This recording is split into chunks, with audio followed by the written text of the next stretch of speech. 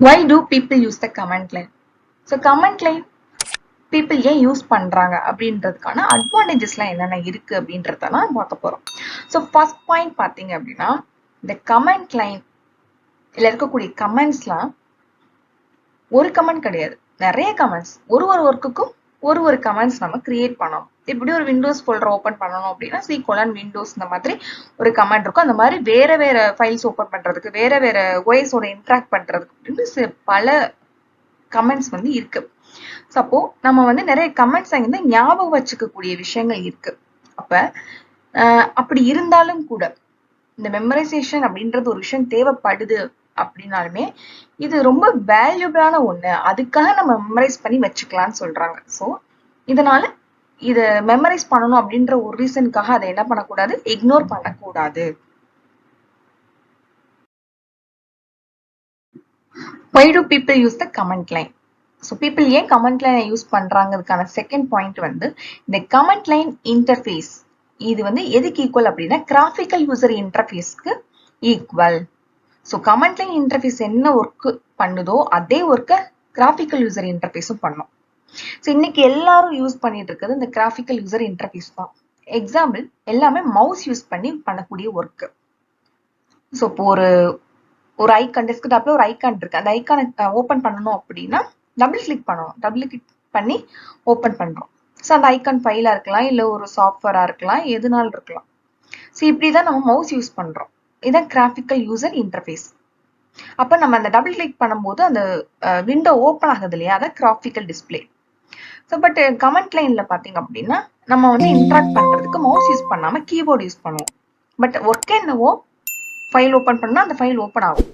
Same தான். So அதனாலதான் comment லைனை யூஸ் பண்றாங்க பீப்புள்.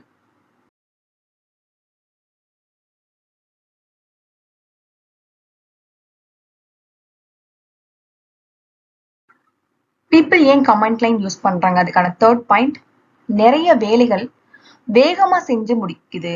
இது ஒரு பாயிண்ட். அதே மாதிரி ஈஸியா இருக்குன்னு சொல்றாங்க. அந்த ஒர்க்கை கொடுக்கறது ஆட்டோமேட்டிக்காவும் பெர்ஃபார்ம் பண்ண வைக்க முடியுது.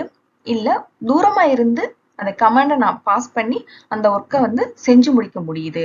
அதனால இந்த கமெண்ட் லைன் வந்து ரொம்ப யூஸ்ஃபுல்லா இருக்கு அப்படின்றதுனால பீப்புள் வந்து கமெண்ட் லைன் யூஸ் பண்றாங்க.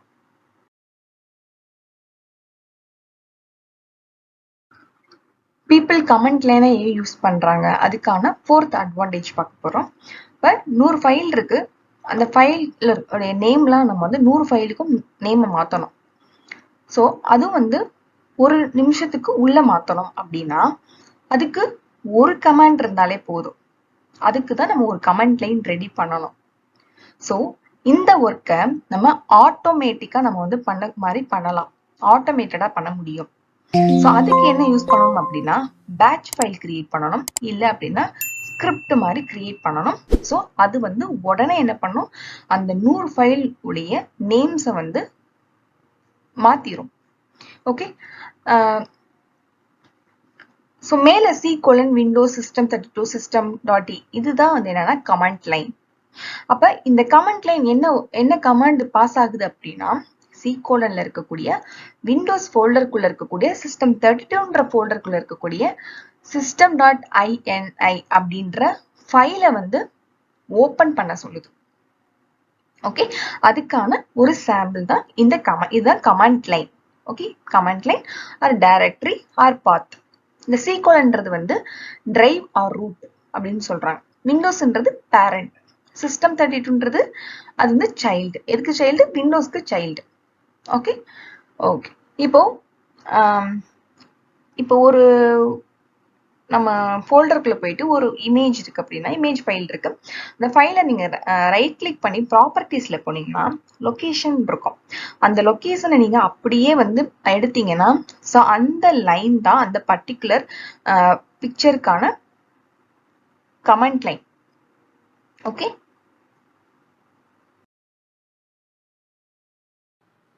பீப்புள் கமெண்ட் லைன் ஏன் யூஸ் பண்றாங்க, அதுக்கான ஃபிஃப்த் அட்வான்டேஜ் போறோம். ஸோ போன எக்ஸாம்பிள்ல பார்த்தோம், பேட்ச் ஃபைல் கிரியேட் பண்ணி அதுல வந்து தேவையான டாஸ்க்குக்கான கமெண்ட் லைனை ஆட் பண்ணிட்டோம் அப்படின்னா அது ஆட்டோமேட்டிக்கா அந்த ஒர்க்கை செஞ்சு முடிச்சிடும் அப்படின்னு பார்த்தோம். ஸோ அப்போ பேட்ச் ஃபைல் எப்படி கிரியேட் பண்றதுக்கான எக்ஸாம்பிள் தான் அது.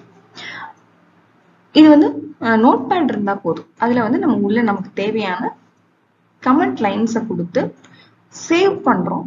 சேவ் பண்ணும்போது .bat அப்படின்ற எக்ஸ்டென்ஷன் கொடுத்து சேவ் பண்ணணும். ஓகே, அது பேட்ச் ஃபைல கிரியேட் ஆயிடும்.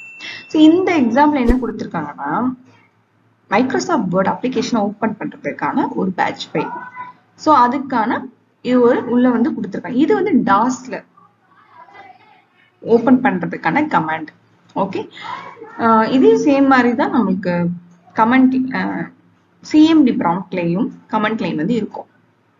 ஸோ மெயினாக நமக்கு தெரிஞ்சுக்க வேண்டியது C colon backslash program files Microsoft Word இருக்குல்ல, இந்த லைன் என்ன அப்படின்னா இதுதான் மெயின். இதுதான் டைரக்டரி ஆர் பாத். இது கரெக்டாக நம்ம உள்ள என்ட்ரு பண்ணியிருந்தா மட்டும்தான் கரெக்டாக அந்த ஃபைல் வந்து ஓப்பன் ஆகும், அப்ளிகேஷன் ஓப்பன் ஆகும். ஓகே, கொடுத்து .bat கொடுத்து சேவ் பண்ணியாச்சு. ஸோ நீங்கள் டபுள் கிளிக் பண்ணி இந்த சேவ் பண்ண ஃபைல் ஓப்பன் பண்ணீங்க அப்படின்னா உங்களுக்கு அந்த ஒர்க் வந்து எக்ஸிக்யூஷன் நடக்கும், அதாவது அப்ளிகேஷன் ஓப்பன் ஆயிடும். ஓகே, இப்போ கால்குலேட்டர் அப்படின்னு சொல்லிட்டு ஒரு பேட்ச் ஃபைல் கிரியேட் பண்ணி வச்சிருக்காங்க. ஸோ இதை நம்ம டபுள் கிளிக் பண்ணி ஓப்பன் பண்றோம் அப்படின்னா இது டாஸ்ல பெர்ஃபார்ம் ஆகும். இது வந்து டாஸ். ஓகே, எம்எஸ் டாஸ்ன்றது வேற, கமெண்ட் லைன் அப்படின்றது அதாவது கமெண்ட் ப்ராம்ப்ட்ன்றது வேற. பட் ரெண்டுமே உங்களுக்கு கமெண்ட் லைன் பார்த்தீங்கன்னா அந்த யூஸ் பண்ணக்கூடிய சின்டாக்ஸ்லாம் ஒரே மாதிரி தான் இருக்கும். ஸோ இதுக்குள்ள வந்து இதுல பேசிக்கா அந்த கால்குலேட்டர் பேட்ச் ஃபைல் என்ன பண்ணிருக்காங்கன்னா சம், அடிஷன், சப்ட்ராக்ஷன் இந்த மாதிரி பேசிக் கால்குலேஷன் கொடுத்துருக்காங்க. நீங்க என்ன சைன் கொடுக்குறீங்களோ அதுக்கேற்ற கால்குலேஷன் அது பண்ணக்கூடிய ஒர்க்கை முன்னாடியே ஸ்கிரிப்டட், அதாவது ஸ்கிரிப்டை ரெடி பண்ணி அதுக்கு ரிலேட்டடான கோடிங்லாம் உள்ள கொடுத்து ஸ்டோர் பண்ணி வச்சுட்டாங்க. ஸோ இப்படிதான் வந்து ஒரு பேட்ச் ஃபைல் கிரியேட் ஆகுது.